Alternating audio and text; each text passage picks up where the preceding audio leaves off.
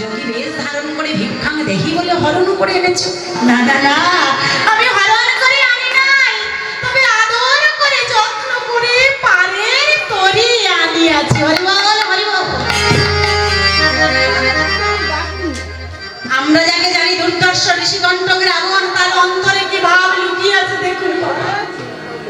আমরা যাকে বলি রাবণ রাজা, দুর্দর্শ ঋষিকণ্ঠ, কিন্তু তার অন্তরে কি ভাব আছে আমরা তো জানি না। আজ মন্দোদরীকে অন্তরের কপাট খুলে দেখিয়ে দিয়ে গেল শেষের বেলা। বলল মন্দোদরী, আমি ভব পারে যাব বলে পারের কান্ডারি নিয়ে এসেছি।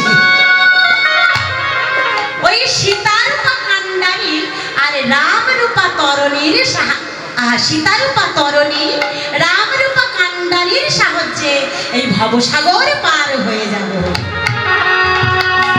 তুমি আমায় কি বোঝাবে?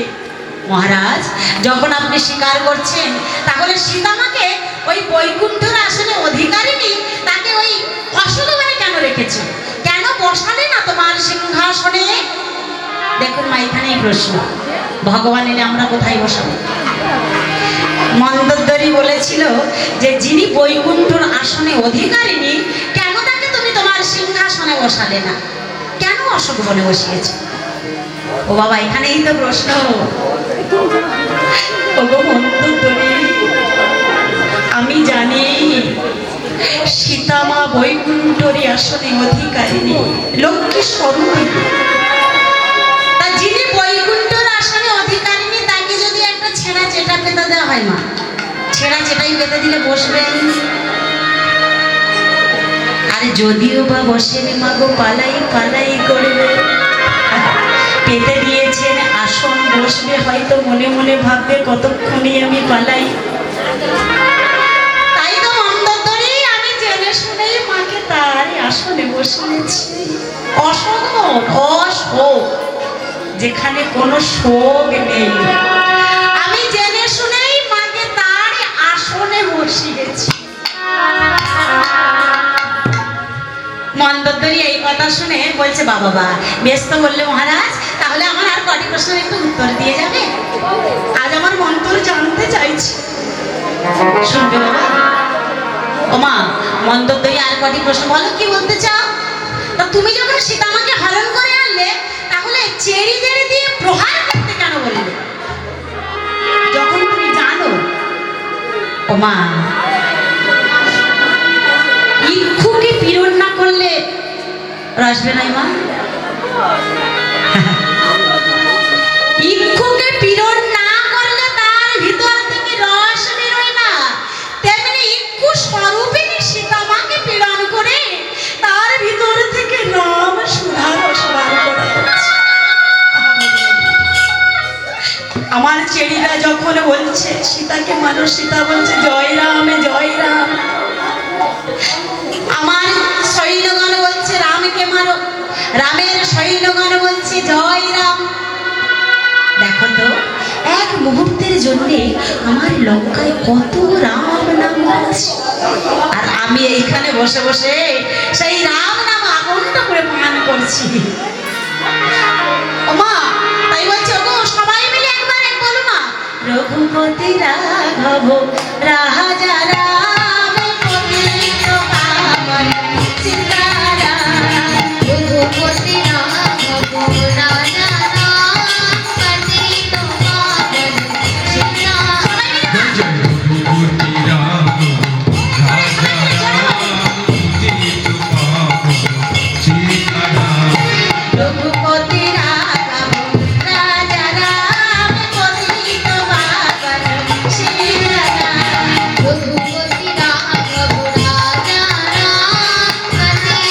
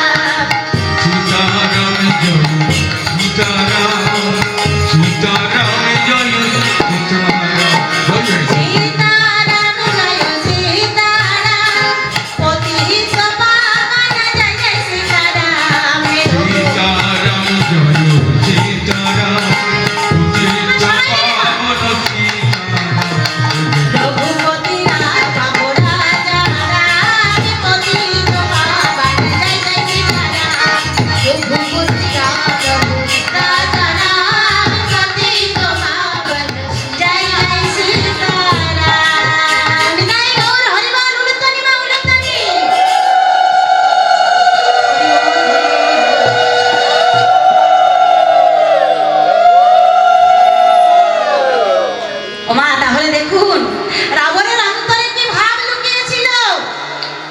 তাই না মন্দোদরি বলছে, ওগো তোমার এমন অপূর্ব ভাব আমি কোনোদিনই দেখিনি। তুমি কেমন করে জানবে? তুমি তো আর বৈকুণ্ঠের আসনে অধিকারী নও। তবে যাকে আমি পারিনি কান্নারি স্বরূপ আনায়ন করেছি, সে আমার অন্তরের ভাব। ওমা, তাহলে বলুন তো, আজ যদি আমাদের ভগবান এখানে আসে, সবাই মিলে যদি ভগবানকে ডেকে থাকি, তা ভগবানকে কোথায় বসাবো না? আমাদের হৃদয় মন্দিরে, যেখানে সেখানে বসতে দিলে থাকবে না গো মা। তা হৃদয় মন্দিরে যদি বসাতে হয়, হৃদয় মন্দিরটাকে পরিষ্কার করতে হবে, তবে আমাদের ভগবান বসবে। আসুন সবাই মিলে হৃদয় মন্দির পরিষ্কার করি। আজ মনে যাই না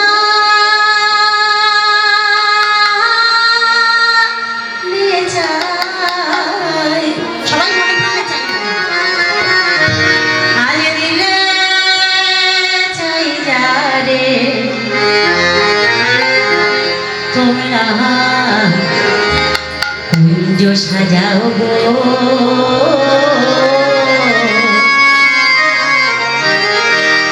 আজ আমার প্রাণনাথ আসিতে পারে। আজ আমার প্রাণনাথ আসিতে পারে। তোমরা কুঞ্জ সাজাও গো,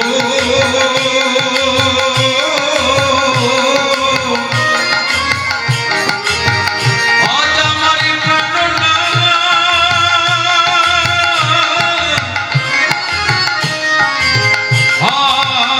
আসিতে পারে। মনে চাই প্রাণে চাই, মনে চাই প্রাণে চাই, দিলে চাই তারে তোমরা কুঞ্জ সাজাও। আজ আমার প্রাণনাথ আসিতে পারে। কুঞ্জ সাজাও গো, আজ আমার প্রাণনাথ আসিতে পারে। তোমরা কুঞ্জ সাজাও গো,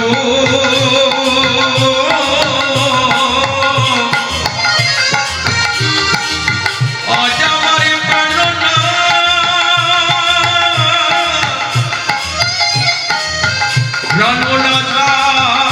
আসিতে পারে। আতর গোলাপ জুয়া চন্দন ছিটাইয়ে দাও ঘরে, আতর গোলাপ জুয়া চন্দন ছিটাইয়ে দাও ঘরে। ছিটাইয়ে দাও ঘরে। ওরে আতর গোলাপ জুয়া চন্দন ছিটাইয়ে দাও ঘরে। ওমা, এই হৃদয় ঘরে আতর গোলাপ জুয়া চন্দন ছিটাইয়ে দাও। আর কি বললেন? এই হৃদয়ে সাজাবো ফুলের বিছানা পবিত্র যতরে, সাজাবো ফুলের বিছানা পবিত্র যতরে। তোমরা কুঞ্জ সাজাও গো, আজ আমার প্রাণনাথ আসিতে পারে। তোমরা কুঞ্জ সাজাবো, আজ আমার প্রাণনাথ আসিতে পারে। তোমরা আজ আমার প্রাণনাথ আসিতে পারে। কুঞ্জ সাজাবো, আজ আমার প্রাণনাথ আসিতে পারে। আসিলে আসিতে পারে ভরসায় অন্তরে, আসিলে আসিতে পারে ভরসায় অন্তরে। আসিলে আসিতে পারে ভরসায় অন্তরে। ওরে আসিলে আসিতে পারে ভরসায় অন্তরে। মা, আসিলে আসিতে পারে, যদি এসে পারে কেউ কি ছেড়ে দেবে মা? তা পদকর্তা কি বলছেন, যে এই বন্দা রচনা করেছেন সেই কবি কি বলেছে? আবার কবি মে কয় পাই থাকি আর ছাইরা দিতাম তারে, কবি মে কয় পাইলে কি আর ছাইরা দিতাম তারে, কবি মে কয় পাইলে কি আর ছাইরা দিতাম তারে। তোমরা হরিবল হরিবল হরিবল বলো জানো না?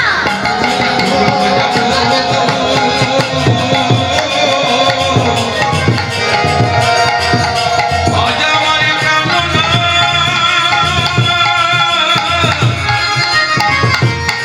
ঘুরিয়া আসিতে পারে।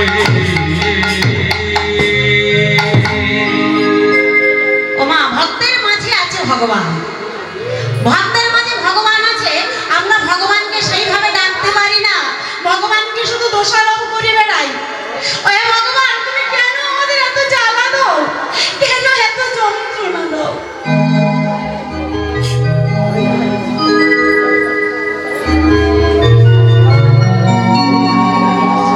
সেফটি দিয়েছে, মারতে বলেছে, মারলে না কেন?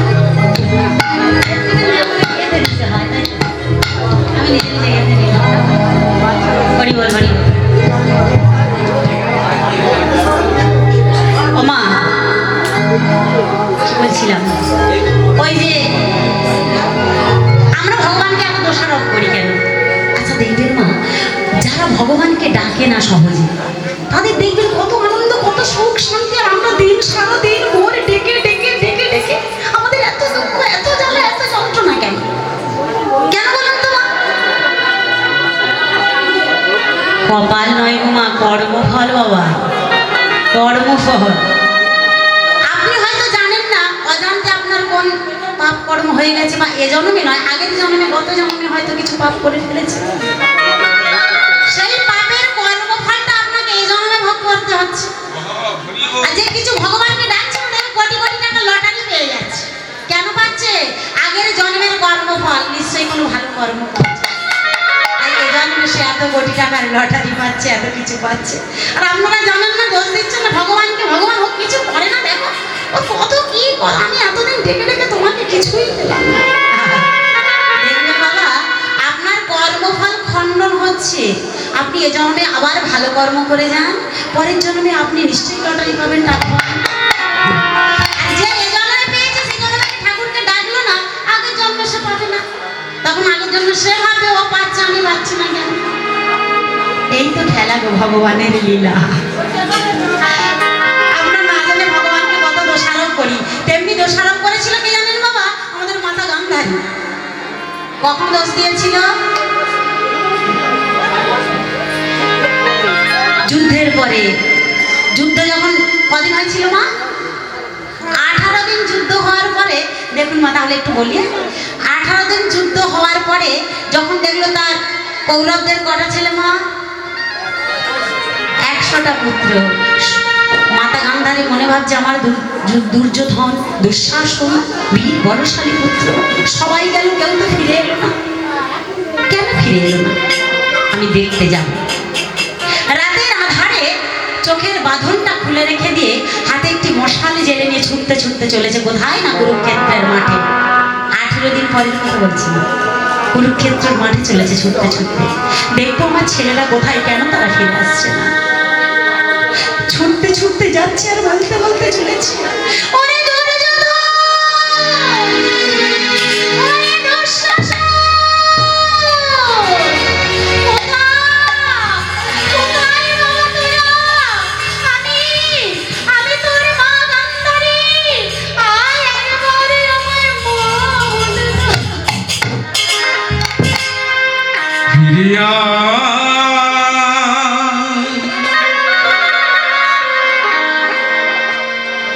আই, ফিরে আই মায়ের কোলে।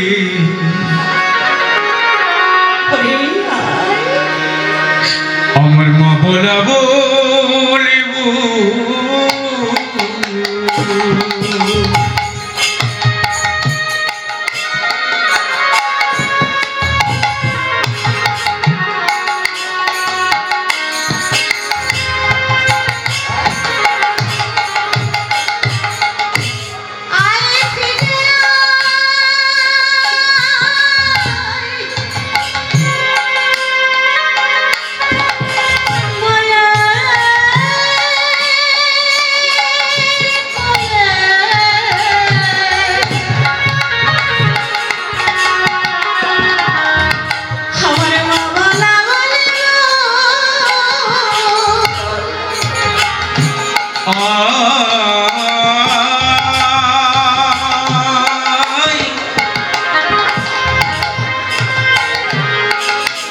আই ফিরে আই মায়ের কোলে।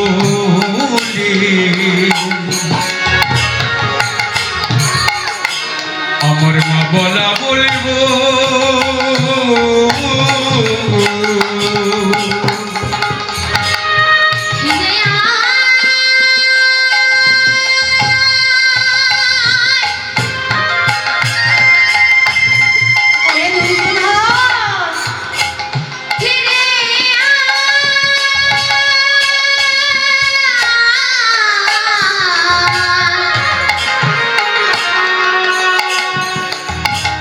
I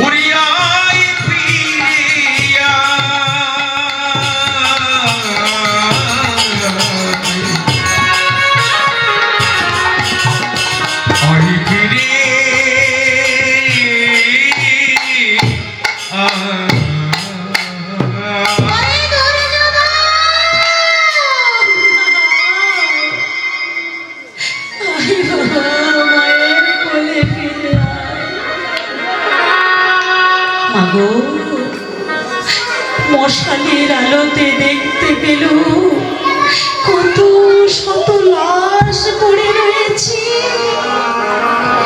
কারোর বা মাথা বিচ্ছিন্ন হয়ে আছে দেহ থেকে, কারোর বা একটা পা কেটে পড়ে রয়েছে।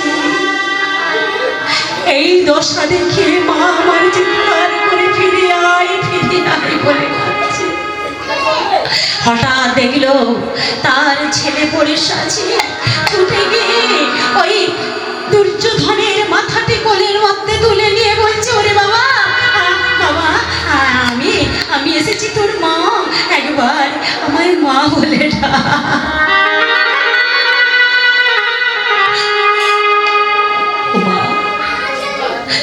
যে সন্তান মারা যায় সে কি আর কখনো মা বলে বলে? মা,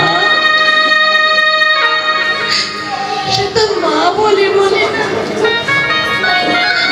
মা আমার দুর্যোধনকে কোলে তুলে নিয়ে বলছে, ওরে বাবা, একবার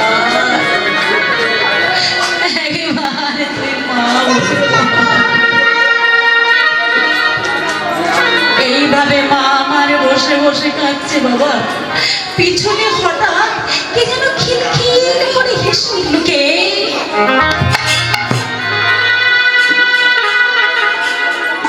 কে তুমি এমনি ভাবে হেসে উঠলে? বলো কে? আমার দুঃখের দিনে পাষণ্ড পাষাণ কোথা করে এমন হেসে উঠলে কেন? এসো, আমি তোমায় দেখতে চাই। কে তুমি? পিছন থেকে বলে উঠলো, মা, আমি তো তোমার পিছনে আছি, সামনে আছি, ডাইনে আছি, বামে আছি, যেখানে দেখবে সেখানে আমি আছি। তুমি আমায় দেখতে পাচ্ছ না মা? কে?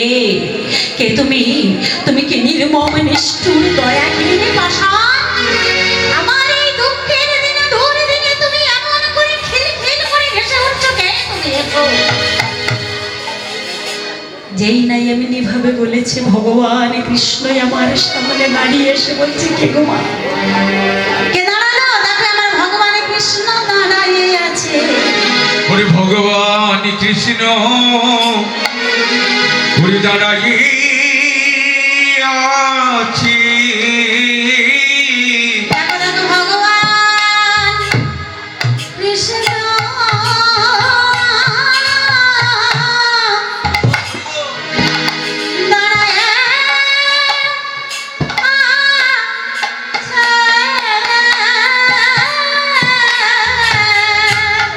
ভগবান কৃষ্ণ ঘুরে দাঁড়াই আছি।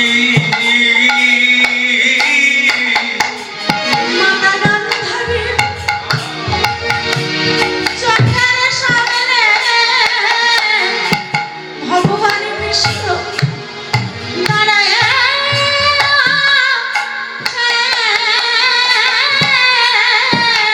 মাতা গন্ধারী হরি চোখের সামনে ভগবান কৃষ্ণ হরি দাঁড়াই আছি।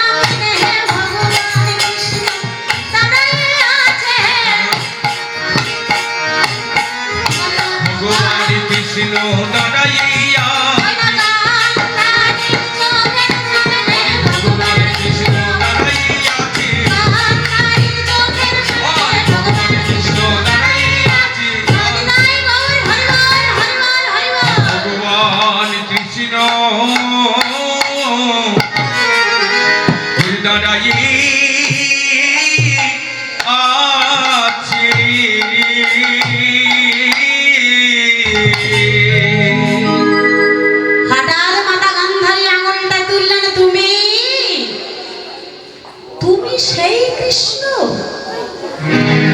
ওরে কৃষ্ণ, তুই সেই কৃষ্ণ যে কিনা আমার সন্তানদের আমার মুখ থেকে কেড়ে নিয়েছিস। তুই সেই কৃষ্ণ যে কিনা আমার বংশে বাতি দিতে কাউকে রাখে না। তুই সেই কৃষ্ণ, ওরে কৃষ্ণ, আমি এই কুরুক্ষেত্রের মাঠে দাঁড়িয়ে তোকে অভিশাপ দিলাম। যেমন করে তুই আমার কুরু বংশ ধ্বংস করলি, এমনি করে একদিন তোর যদু বংশ ধ্বংস হবে, ধ্বংস হবে, ধ্বংস হবে। যেই না এমন কথা বলেছে,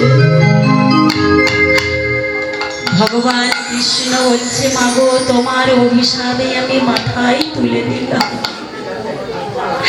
কিন্তু মা আমি তো তোমার সন্তানদের মারিনি। মা তুমি মারবে, মনে করে দেখো তো মা, যুদ্ধের আগের দিনে রণ সাজে সাজে তোমার ছেলে তোমার কাছে আশীর্বাদ চাইতে গিয়েছিল।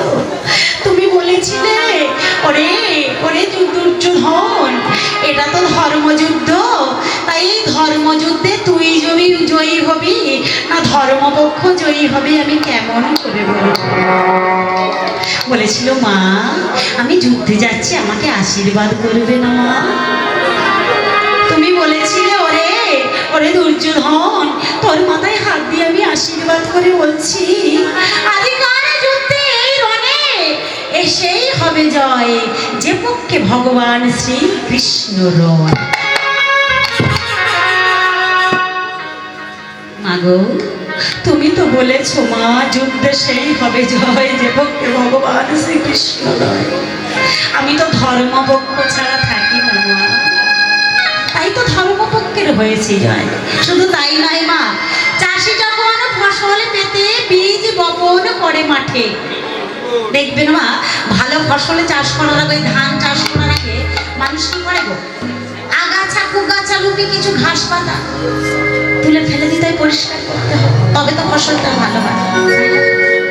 তেমনি মাগো এই হরিতে ধরণীর ভাব, এই ধরণীকে পাপ থেকে উদ্ধার করার জন্য, পাপ থেকে মুক্তি দেওয়ার জন্য তোমার সন্তান রূপী কিছু আগাছা কুগাছা রূপী ঘাস পাতা তুলে ফেলে দিলাম মা।